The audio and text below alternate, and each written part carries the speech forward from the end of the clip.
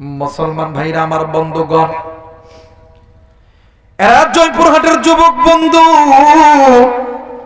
আজকে তুমি কোন মা বাবারে তুমি ভালোবাসো না, তুমি কোন মা বাবার খেদমত করো না, তুমি কোন মা বাবারে তুমি বিনু করিয়া দাও, তুমি কোন মা বাবারে তুমি মোহাব্বত করো না। সন্ধ্যে যুবক এই দুনিয়ার জমিনে স্ত্রী বলো, সন্তান বলো, ভাই বলো, বোন বলো, বন্ধু বলো, বান্ধবী বলো, সবাই তোমারে ভালোবাসে স্বার্থের লোভে। স্বার্থ ছাড়া দুইজন ব্যক্তি ভালোবাসে, একজন হইল মা আর একজন হইল বাবা। এরা বন্ধু এই দুনিয়ার জমিনে মা যার জিন্দা আছে, বাপ যার জিন্দা আছে, এর মতন সুখী, এর মতন ধনী, এর মতন শিল্পপতি, কোটিপতি আর কেউ নাই। মা যার নাই রে,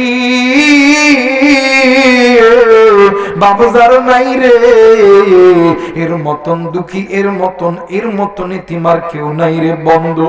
এর যুবক থাকতে কদর করো, চইলা গেলে। আজকে মুসলমান মা বাপরে সালাম দেয় না, শ্বশুর শাশুড়ি সালাম দেয়। কথা কয় না কে? বাপ মা বাড়িতে অসুস্থ, কোনোদিন সালাম দেয় না। শ্বশুর শাশুড়ি ফোন দেয়া সকালবেলা একবার, আব্বা আসসালামু আলাইকুম। কথা কয় না কে? দুপুরবেলা একবার, আব্বা আসসালামু আলাইকুম। কথা কয় না কেন? মা আর বাবা ঘরের মধ্যে অসুস্থ আছে, একদিনও কয় না আব্বা আপনি কেমন আছেন, মা আপনি কেমন আছেন। যদি উল্টা মা আর বাপ কয়, বাপরে তোর বাপের খুব অসুখ, জয়পুরহাটে বড় ডাক্তার দেখাইতে হবে, 1000 টাকা আসেনি, কই টিয়া নেই। কথা কয় না কে? কই টিয়া নেই। আরে যুবক, তুই তো শ্বশুর শাশুড়ির খেদমত কর, ইসলাম বাধা দেয় নাই। শ্বশুর শাশুড়ির আগে তুই তোর পিতামাতার খেদমত কর, কারণ পিতামাতার চেহারার দিকে তাকাইলে কবুল হজের সওয়াব পাওয়া যায়, শ্বশুর শাশুড়ির চেহারার দিকে তাকাইলে কবুল হজের সওয়াব পাওয়া যায়। আরে 5টা টাকা মায়ের দে, বাপরে দে, ওই মা বাবা যদি খুশি হয়ে যায় আল্লাহর জান্নাতের দরজা খুলে দেবে। আর আমার দেশে বর্তমান যে অবস্থা, হাইরে সন্তান মায়ের পেট থেকে পড়তে দেরি হয়, মার বাবা স্কুলে যা ভর্তি, সাইকেল, মোবাইল, ল্যাপটপ, বাপরে বাপ, মনে হয় বৈজ্ঞানিক বানায় দিবে। কথা হয় নাকি? কিন্তু মা বাবা কোনোদিন ভাবে না এই আজকে আমার সন্তান, আমার স্বামী আমার মায়েরে, তার মায়েরে দেখে না, আমি যে জানোয়ার বানাইতেছি, আমি যে পালিশ পুলিশ ইঞ্জিনিয়ার বানাইতেছি, এ কি আমারে দেখবো? কোনোদিন না। আপনার সন্তানকে police, army, BDR, RAB engineer বানান, এদেশে দরকার। কিন্তু কোরআনওয়ালা র‍্যাব, আর্মি, পুলিশ, বিডিআর দরকার। কথা বলেন ঠিক কিনা? ও ছোট তিনি হওয়ার পরে স্কুল, ওরে বাপ রে বাপ, কি বড় কথা বলে। ছোট থেকে বড় হওয়ার পরে একটা সন্তানের পিছনে হাজার হাজার টাকায় জয়পুরহাটের লোকেরা খরচ করছেন। এই জায়গায় এমনও বাপ আছেন, এমনও মা আছেন, সন্তানকে আর্মি, বিডিআর, পুলিশ বানায়া, চাকরিজীবী বানায়া, নিজের শরীরের রক্ত ঘামাই ঘাম করার টাকা সন্তানের পিছনে খরচ করছে। কিন্তু সন্তান বিয়ে করার 1 বছর, 2 বছর, 5 বছর পরে ছুটি আসার পরে দেখবেন হঠাৎ কইরা বাড়ির যখন ঢুকছে, কলিং বেল দিছে, টং টং, বউ এসে দরজা খুলছে। খোলার পরে দেখে স্বামীর দিকে নাটক শুরু। এইবারে ঘরের মধ্যে যাইয়া, খাটের উপরে যাইয়া, কোল বালিশ আছে না বাজান, কোল বালিশ আছে না, এই কোল বালিশটা বকত জড়াইয়া উল্টা দিক হইয়া নাটকের কান্না দেখবে। কথা হয় না। এখন স্বামী তো অনেকদিন পরে আইছে, ডাক দে কই কিও, তোমার কি হয়েছে? কথা বলে। এখন স্বামী ডাক দেখো, কি তোমার কি হয়েছে? কথা কয় না। এখন স্বামী এখন ডাক দেখো, কি তোমার কি হয়েছে? স্বামী ডাক দেখ, তোমার কি হয়েছে? তোমার কয় আমার বাবার মা কি করছে? কই খাইতাম না, খাইতাম না, খাইতাম না। কথা হয় না। তোমার কাছে 2টা অপশন। কই কি অপশন? কই 1 নাম্বার, তুমি তোমার মাকে চাও না, বাবাকে চাও না, আমাকে চাও। যদি মা বাপকে চাও তাহলে আমি চলে যাব, আমার বাপে 10 লাখ টাকা দিছে, টাকা দাও, পালসার গাড়ি চাবি দাও, সকালবেলা উঠে আমি গো টু দি বাবার বাড়ির হোক। এখন এই হিজরা মরাদ সিফাত পড়ে গেছে, ডাক দিয়ে কি করতাম, ডাক দিয়ে কই তোমার ঠিক, তোমারটাই ঠিক, মার বাপরে ভাত দিতাম না। কথা বলে নাকি? আমার ভাইরা, আমার নবী বলেন, এই উম্মত শুনিয়া নাও, দুনিয়াতে যেই উম্মত গুলো পিতা মাতাকে খুশি কইরা হাসরের ময়দানে আসবে, আমি নবী সুপারিশ করিয়া জান্নাতে ঢুকাইতাম। জোরে বলেন আল্লাহু আকবার। আর মা বাবারে যাই কষ্ট দিয়ে আইব, আমি নবী তার জন্য সুপারিশ করতাম না। বলেন তো দিকে হাসরের ময়দানে আমার নবী যদি আমার দিক আঙ্গুল উঠায় কয়, এই ফেরেশতারা, এটা আমার উম্মত না, এটা আমার উম্মত না, ফেরেশতারা তাকায় থাকবো। আল্লাহ কবি কি রে দাঁড়ায় আসস কোফা, কলে এত বড় আলেম, কোফা আমার নবী কইছে উম্মত না, ফাড়া। কথা বলে। আর একজন রিক্সাওয়ালা, ভ্যানওয়ালা, দিন মজুর আমার নবী খেলে হাত দিয়ে দেখে দিবে, আল্লাহ এটা আমার উম্মত। ফেরেশতারা দাঁড়ায় থাকবে, আল্লাহ কি রে দাঁড়ায় আসস কে, জান্নাতে ঢোকা ভ্যান চালা। কথা কয় নাকি? আল্লাহ কই ভাই, আমার নবী যারে উম্মত বলিয়া দাবি করছে, রিকশাওয়ালা হোক, ভ্যানওয়ালা হোক, মুসি হোক, মেটার হোক, তারা জান্নাতের মধ্যে ঢোকায়া দেও। জোরে বলেন আল্লাহু আকবার। ওই নবী বলেন, পৃথিবীর বান্দা বান্দি শুনে নাও, তোমরা ওই মাকে ভালোবাসো, বাপরে ভালোবাসো, আমি নবীর সুপারিশে জান্নাত হয়ে যাবে। আমার নবীজি যখন একা একা থাকতেন, আমার নবীজি মা বাবার কথা মনে কইরা নবীজি কাঁদতেন। আল্লাহর নবীর কাছে অনেক সময় সাহাবায়ে কেরামরা দোয়া নিতে আসতেন, ডাক দিয়ে বলেন, হুজুর আপনি একটু আমাদের জন্য দোয়া করতেন। আল্লাহর নবী সর্বপ্রথম জিজ্ঞাসা করতো, সাহাবীরে তোমার মা কি জিন্দা আছে, বাপ কি জিন্দা আছে? যখনই বলতো মা বাবা জিন্দা আছে, হাদিসের কিতাবের মধ্যে পাওয়া যায় আল্লাহর নবীর পুরো মাথা থেকে পা পর্যন্ত পুরো অঙ্গ প্রত্যঙ্গর গায়ের লোমগুলো দাঁড়ায়া যায়, চোখ মুখ পুরো লাল টকটক হয়ে যায়, রাগে রাগান্বিত হয়ে যায়। সাহাবী ডাক দিয়ে কই, নবী গো, ডাক দিয়ে কই, আমি নবী তোমার জন্য দোয়া করলে দোয়া কবুল হবে, কিন্তু আমি নবীর দোয়ার আগে তোমার মা আর বাবার দোয়া আল্লাহর দরবারে কবুল হবে। জোরে বলেন আল্লাহু আকবার। এই জায়গায় অনেক বেশিক থাকতে পারেন, ডাক্তার থাকতে পারেন, ইঞ্জিনিয়ার থাকতে পারেন, প্রফেসর থাকতে পারেন, দিন মজুর কাজের লোক থাকতে পারেন। আমরা কিন্তু অনেক সময় আলেমদের কাছে দোয়া চাই। দোয়া চাই না বাদা, যে হুজুর একটু দোয়া করেন আল্লাহ যাতে ব্যবসার মধ্যে বরকত দেয়। কথা বলে নাকি? হুজুর একটু দোয়া করেন আল্লাহ যাতে আর্মি বানায়, পুলিশ বানায়, বিডিআর বানায়, র্যাব বানায়। দোয়া চাই কি চাই না? মুসলমান আলেমরা দোয়া করলে আলেমদের দোয়া কবুল, কিন্তু আলেমদের দোয়ার আগে দুইজন ব্যক্তির দোয়া কবুল হয়ে যায়।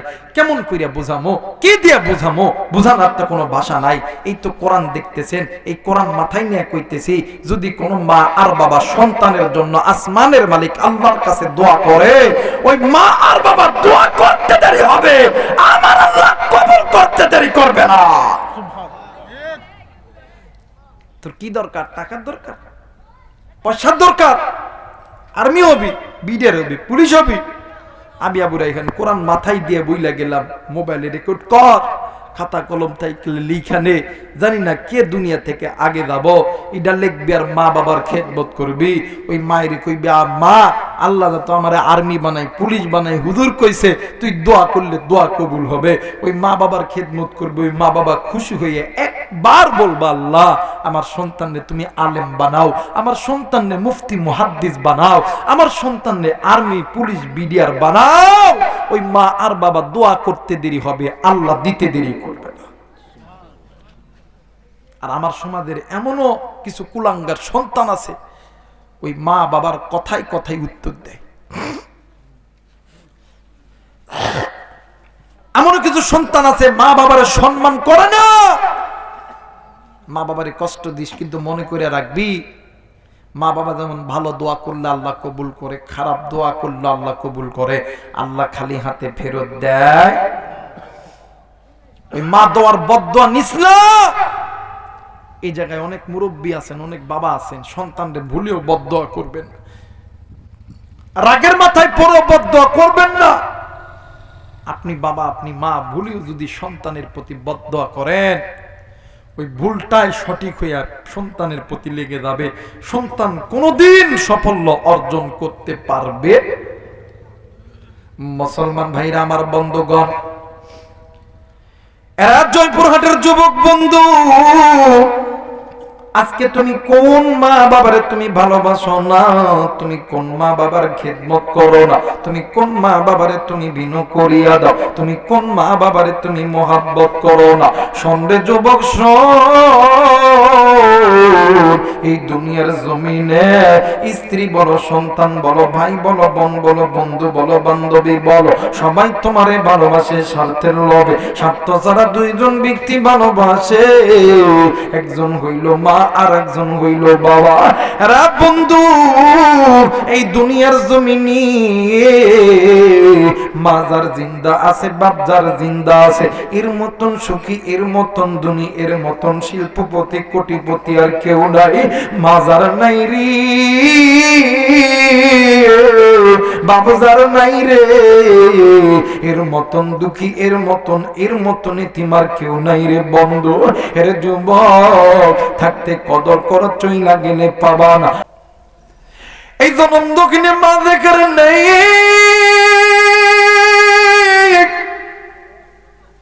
বাপ দেখার নেই রে। কার মা জানি গুনাহ কইরা কবরে গেছি, কার বাপ জানি গুনাহ কইরা কবরে গেছে রে যুবক। এই জায়গায় অনেক কলিজার টুকরা মুরব্বী আছেন, অনেক যুবক ভাই, অনেক যুবতী বোন মা থাকতে পারেন রে বাবা। এরে বন্ধু, একদিন তুমি আর আমি ছোট্ট ছিলাম, তোমার আমার কলিজার টুকরা মা আর বাবা তোমারে আমারে ঘুমিয়ে রাইখা ফজরের নামাজের জন্য ওযু বানাইছে। ইতিমধ্যে তুমি আর আমি ওয়া ওয়া করে কাঁদছি। ওই দিন মা বাবা ফজর পড়ে না, এমন সময় গেছে তোমার আমার নিউমোনিয়া, পাতলা পায়খানা হয়েছিল, তোমার আমার ডায়রিয়া হয়েছিল। তুমি আমি সকাল থেকে সন্ধ্যা পর্যন্ত ওই মা বাবার কোলে প্রস্রাব পায়খানা করছি। তোমার ওই দিনের প্রস্রাব পায়খানার কারণে জনম দুঃখিনী মা আর বাবা নামাজ আদায় করতে পারে নাই। আর বন্ধু, তুমি জানো নি, এক ওয়াক্ত নামাজ কাদা করলে 80 হুব্বা জাহান্নামে জ্বলতে হবে। এক ওয়াক্ত নামাজ কাদা করলে 80 হুব্বা জাহান্নামে জ্বলতে হবে। আমি জানি না রে, এই ময়দানে কোন যুবক তুমি বাবা হারাইয়া বইছো, কোন কলিজার টুকরা মুরব্বী তুমি মা হারাইয়া বইছো। আরে বন্ধু, তুমি যেমন এতিম, তোমার যেমন মা নাই বাবা নাই, আমার নবীরও কিন্তু মাও ছিল না, বাবাও ছিল না। জন্মের পূর্বে বাবা হারাইছি, 6 বছর বয়সে বাবার কবর জিয়ারত করতে যাইয়া মায়া মেনের দুনিয়া থেকে চির বিদায় কইরা ফেলছে। আরে জয়পুরহাটবাসী, আমি আপনাদেরকে কলিজা থেকে ভালোবাসি। আমার নবী এতিম, এতিম নবীর মা নেই, তোমারও আমারও মা নেই। ওই নবী যখন একা একা থাকতে আল্লাহর ডাক দিয়ে কইতো, আল্লাহ এই দুনিয়াতে তুমি আমার এতিম বানায় পাঠাইলা রে আল্লাহ। ওগো মালিক, এই দুনিয়ার জমিনে কত সন্তানের মা আসে, কত সন্তানকে আদর করে। ও আল্লাহ, আমার মা কি আসবে না, আমার কি আদর করবে না? আমি আমার কথাই বলি রে বন্ধু, বছরে 2টা ঈদের দিন আসে, একটা হইল ঈদুল ফিতর, আর একটা হইল ঈদুল আযহা। ও বাদাম, ঈদের নামাজ পড়ার পরে এতিমের মতন নজর কইরা দেখি কত সন্তানের বাবা আসে, কত সন্তান আব্বারে আব্বা কয়া ডাক দেয়, আব্বা সন্তানের জন্য হাতটা বাড়ায়া দেয়, সন্তান বাবার বুকের সঙ্গে বুকটা মিলায়া দেয়। আমি এতিম, মাথাটি নিচের দিকে দিয়ে ডাক দিয়ে কই, আল্লাহ আজকে যদি আমার বাবা থাকতো, আমার তো ওই রকম করিয়া আদর করতো। বন্ধু, ওই মা বাবা নামাজ কাদা কইরা কবরে গেছি, এক ওয়াক্ত নামাজ কাদা করার কারণে 80 হুব্বা জাহান্নামে জ্বলতে হবে। আরে নতুন হাটের বাবাজিরা, কলিদার টুকরা মা, কলিদার টুকরা বোনেরা, ওই মা বাবার জন্য রে যুবক দোয়া কইরা বাড়িতে যাবে। কে কে রাজি আছেন? দুই হাত উঁচু করিয়া আমার আল্লাহরে দেখায়া দাও। না